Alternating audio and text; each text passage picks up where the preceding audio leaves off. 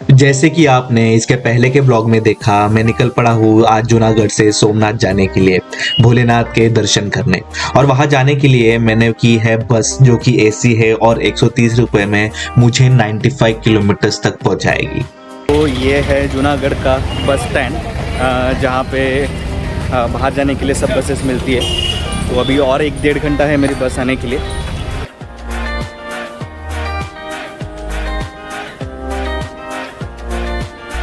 तो आधे घंटे के डिले से बस आ चुकी है अभी।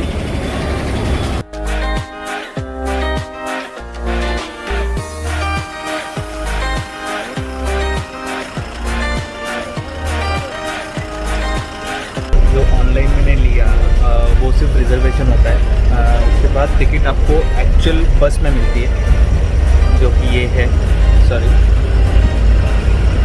तो अभी बजे है 2:10, तो ऑलमोस्ट 40 मिनट्स डिले है ये बस। तो अभी मुझे मिल चुकी है बस। मुझे मालूम नहीं था क्योंकि सब गुजराती में अनाउंसमेंट था, तो उसको मुझे कुछ समझ में नहीं आ रहा था। तो एक अंकल को पूछा तो उन्होंने बताया यही बस है, बट थोड़ा गुजराती लिखने में मराठी और गुजराती सेम है। तो मुझे समझ गया सोमनाथ की बस है, तो मैंने कंडक्टर को पूछा और चढ़ गया। तो अभी सोमनाथ का जर्नी स्टार्ट हो चुका है। तो इनिशियल टाइमिंग 4 बजे पहुंचने का था, तो मुझे लगता है 4:30 तक पहुंचेंगे हम लोग। अभी तो ऑलरेडी 40 मिनट्स लेट है गाड़ी। तो अभी सीधा मैं आपको मिलता हूँ सोमनाथ में, और बीच में आप नज़ारे एंजॉय कीजिए।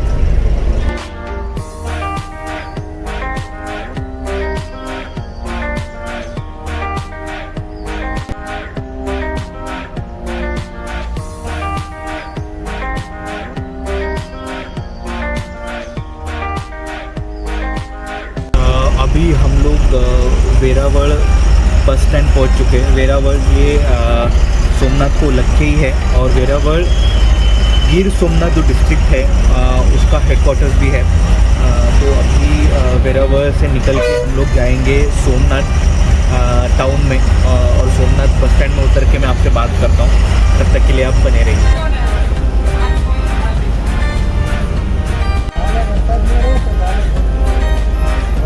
और ये है सोमनाथ का एंट्रेंस, जहाँ से आप सोमनाथ में एंटर कर जाओगे।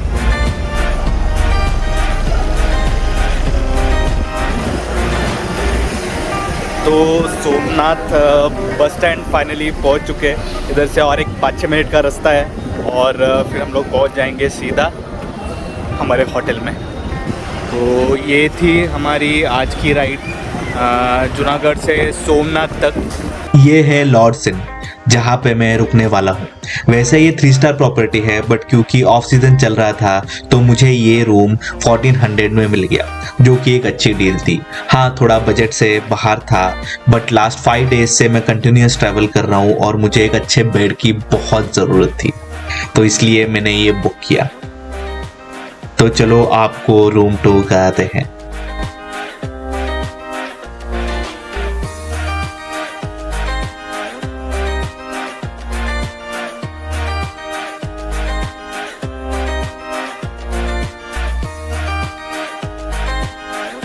तो कुछ ऐसा दिखता है हमारा रूम। आपको सामने 2 चेयर्स दिख रही है, उसके बाद एक स्टडी टेबल है, और ये बेड जो कि बहुत कंफर्टेबल था। उसके बाद राइट साइड में आपको चाय कॉफ़ी कबोर्ड मिलेगा, और ये है हमारा बाथरूम, जो कि बहुत ही साफ सुथरा था और बहुत ही अच्छा था।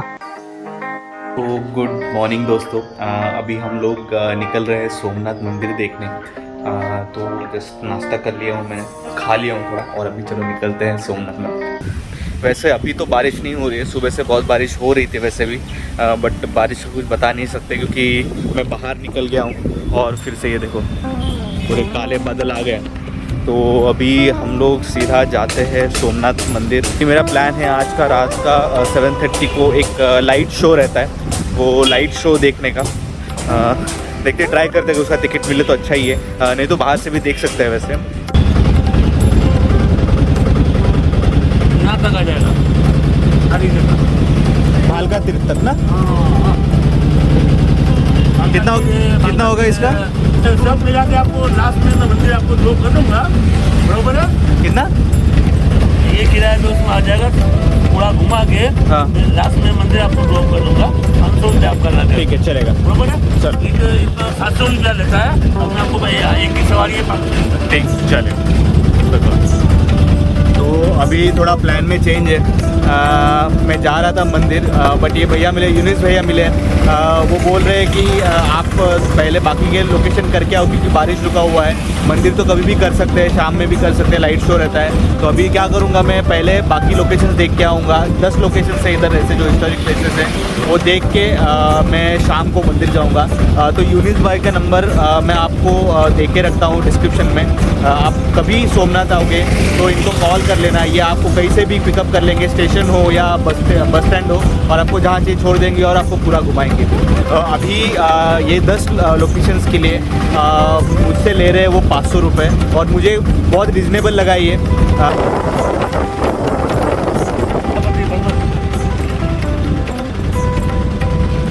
जाके आप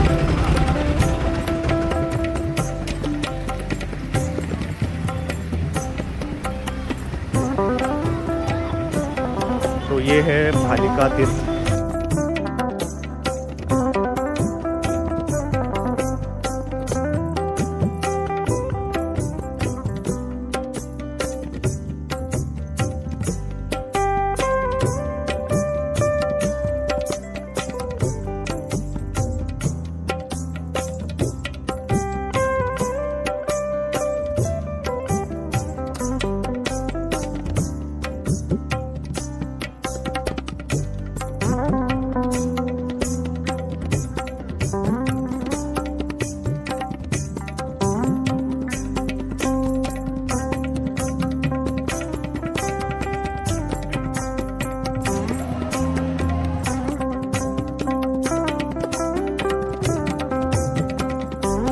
तो चलिए मैं आपको भालका तीर्थ के बारे में कुछ इन्फॉर्मेशन दूँ। यहाँ पे भगवान पीपल के पेड़ के नीचे आके बैठे थे क्योंकि यादों के अंतर्गत कलह की वजह से, मद्यपान की वजह से भगवान बहुत ही खिन्न हो गए थे, भगवान बहुत ही दुखी हो गए थे। तो यहाँ पे आके वो पीपल के पेड़ के नीचे बैठे समाधि लगा के, तभी वहाँ एक रात करके एक शिकारी आया और उसने भगवान के पैर को हिरण का मुंह समझ के बाण मारा, बट उसको ये पता नहीं था।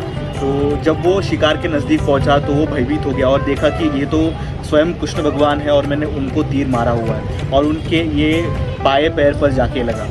उसने माफ़ी मांगनी चाहिए कृष्ण भगवान से, तो कृष्ण भगवान ने बोला कि ये तो मेरी ही लीला थी, ये तो मेरे ही इशारे से हो रहा था, तो आप प्लीज़ माफ़ी मत मांगिए, आप कृपया माफ़ी मत मांगिए। तो ये कुछ थी यहाँ की इन्फॉर्मेशन, क्योंकि भगवान को यहाँ पे भाला लगा था, गुजराती भाषा में जो बोलते हैं भाला, तो वो भाला लगा था, इसकी वजह से यहाँ भालका तीर्थ करके नाम पड़ गया। आई होप ये इन्फॉर्मेशन आपको यूज़फुल होगी। तो चलिए अभी निकलते हैं अगले डेस्टिनेशन के लिए, जो मैं आपको रिक्शा में बैठकर बताऊंगा। भालका तीर्थ तो मेरा हो गया, अच्छे दर्शन थे, कोई गर्दी नहीं थी, तो काफ़ी अच्छा लगा, बहुत टाइम मिला और मुझे।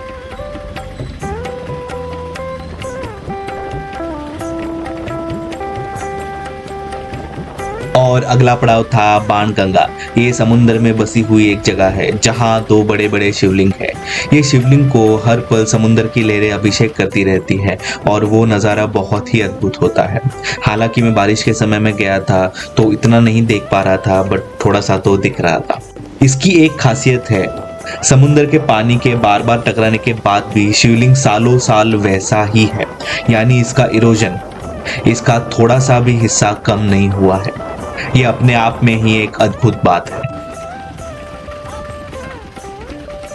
इस तरह हम पहुंचे त्रिवेणी संगम में।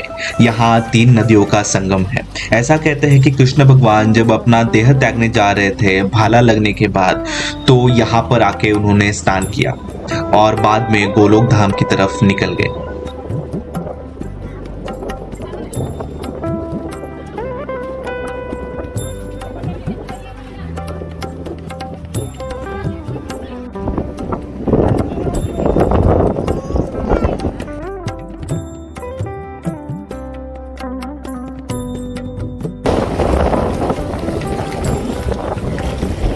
ये है त्रिवेणी संगम। इसको त्रिवेणी संगम इसके लिए भी बोलते हैं कि यहाँ पे हीरेन, कपिला और सरस्वती, ये तीनों नदियाँ आके यहाँ अरब सागर को विलीन हो जाती है और तीनों एक साथ भी मिलती हैं यहाँ पे। इस प्लेस का इम्पोर्टेंस ये भी है कि आपने सुना होगा नासिक में त्र्यंबकेश्वर और काशी में जाके लोग अस्थि विसर्जन करते हैं, तो उसके जैसा ही यहाँ पे अस्थि विसर्जन करते हैं। ये भी इम्पोर्टेंस है यहाँ पे, क्योंकि जिनका डेथ हो गया है, जिनकी मृत्यु हो गई है, उनको जलाने के बाद, उनको अग्नि देने के बाद उनकी जो अस्थियाँ है यहाँ आके विसर्जित करते हैं। तो हिंदू धर्म में इसका बहुत इम्पोर्टेंस है, क्योंकि यहाँ पे आके ऐसा कहा जाता है कि मोक्ष मिलता है। तो ये थी कुछ जानकारी इसके बारे में, त्रिवेणी संगम के बारे में। होप आपको ये इन्फॉर्मेशन बहुत यूजफुल होगी। उसके बाद मैं पहुंच गया गीता मंदिर और गोलोक धाम। ये वही जगह है जहाँ पे कृष्ण भगवान ने अपना देह त्याग दिया था। तो इस जगह पे जाना अपने आप में ही एक अलग शक्ति दे जाता है।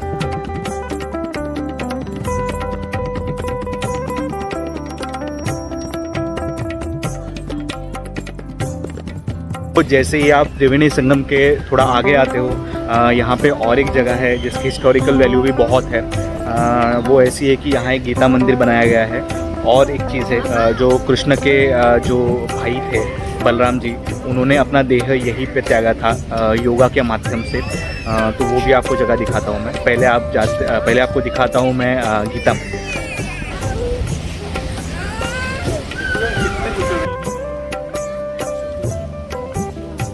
तो ये है गीता मंदिर, जहाँ कृष्ण भगवान की एक खूबसूरत मूर्ति है जो कि आपका मन मोह लेगी।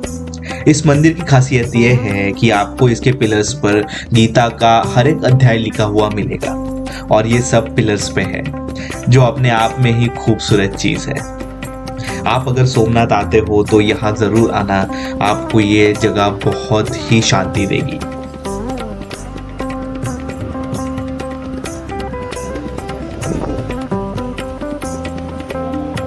तो गीता मंदिर के बाजू में ही एक बलदेव गुफा करके है।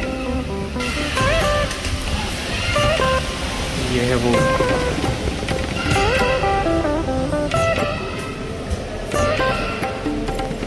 ये है बलदेव गुफा। ऐसा कहा जाता है कि जब कृष्ण भगवान अपना देह त्याग रहे थे तो उनके भाई बलराम ने भी अपना देह त्याग दिया इसी गुफा में। हिंदू पुराणों के हिसाब से बलराम शेषनाग का अवतार थे, और जब उन्होंने अपना देह छोड़ा तो अपने शेषनाग के मूल अवतार में आ गए इसी गुफा के अंदर। और उसके बाजू में ही है ये लक्ष्मी नारायण मंदिर। बलराम गुफा के बाजू में ही एक लक्ष्मी नारायण मंदिर है, जो कि विष्णु का ही एक रूप है। आपको यहाँ लक्ष्मी और नारायण देव की एक खूबसूरत मूर्ति दिखेगी, और अगर आप मंदिर के दीवारों के ऊपर नजर डालोगे तो आपको दिखेंगे विष्णु के सारे अवतार। है ना अपने आप में ही एक खूबसूरत मंदिर। तो आप कभी यहाँ पर आइएगा तो यहाँ जरूर विजिट कीजिएगा, आपको ये मंत्रमुग्ध कर देगा।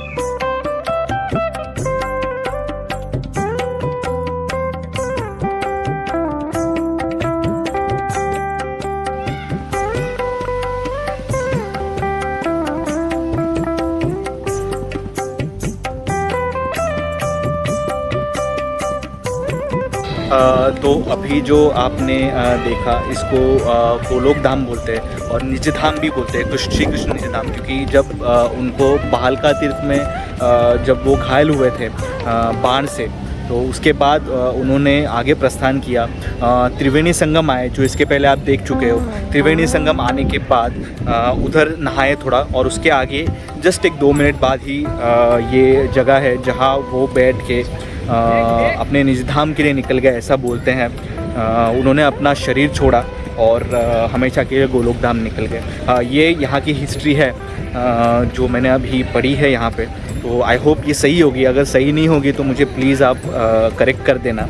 गोलोक धाम के दर्शन करने के बाद मैं निकल पड़ा अगले लोकेशन की ओर, जो था प्राचीन सूर्य मंदिर, सूर्य कुंड, पांडव गुफा और उसके अंदर की हिंगलज माता का मंदिर। ये सब एक ही लोकेशन पे है।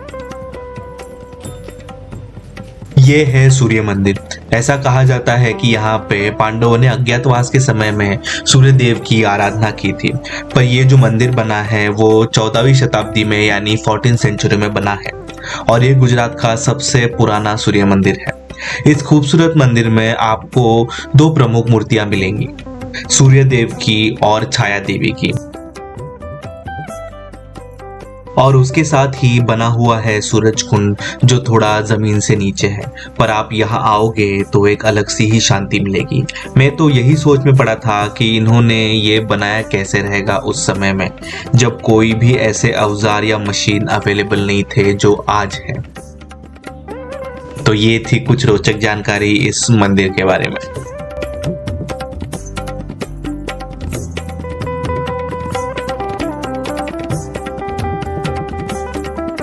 सूर्य कुंड देखने के बाद मैं बढ़ा पंच पांडव गुफा की ओर, जो कि सूर्य मंदिर के बगल में ही है।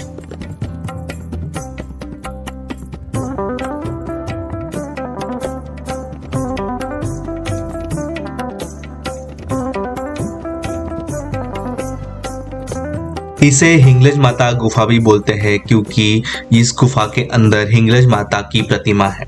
ऐसा कहा जाता है कि अपने अज्ञातवास के दौरान पांडवों ने इधर बैठ के देवी की आराधना की, क्योंकि हिंगलज माता उनकी कुलदेवी भी बोली जाती है। इसके अंदर जाने का रास्ता बहुत ही छोटा है और एक समय में एक ही इंसान इसके अंदर जा सकता है, पर आप एक बार अंदर जाओगे तो आपको वो शक्ति महसूस होगी। ये हिंगलज माता का मंदिर, पांडव जो थे उनकी कुलदेवी थी वो।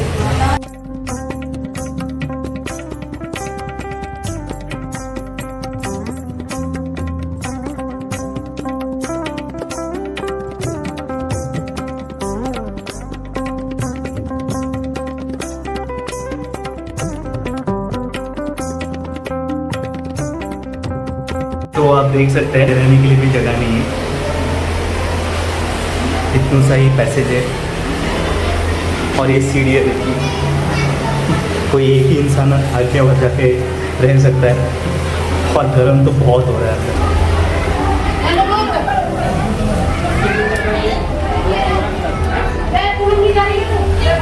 बहुत मुश्किल है चढ़ना ऊपर।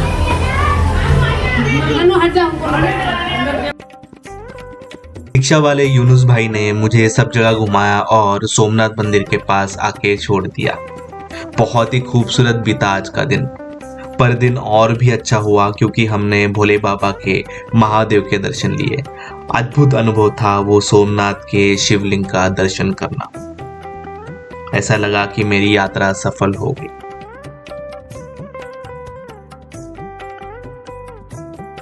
तो अभी अच्छे दर्शन हो गए मेरे सोमनाथ के, शिवलिंग के, ज्योतिर्लिंग के। तो अभी मैं निकल रहा हूँ होटल में, थोड़ा भीग गया हूँ, सूख लेता हूँ और फिर से बाहर आता हूँ कि रात को एक लाइट शो होता है। आई एम नॉट श्योर अगर वो बारिश में होगा या नहीं होगा। और दूसरी चीज़ आपको बताना चाहता हूँ इम्पोर्टेंट, कि अगर आप यहाँ आ रहे हो तो अंदर आप मोबाइल, डिजिटल वॉच और कुछ नहीं लेके जा सकते। तो आपके लिए मंदिर प्रशासन ने ही एक निःशुल्क सेवा स्थापित की है। ये देखिए बराबर मंदिर के गेट के बाहर ही ये सामान घर है और ये डिजिटल लॉकर सेवा है।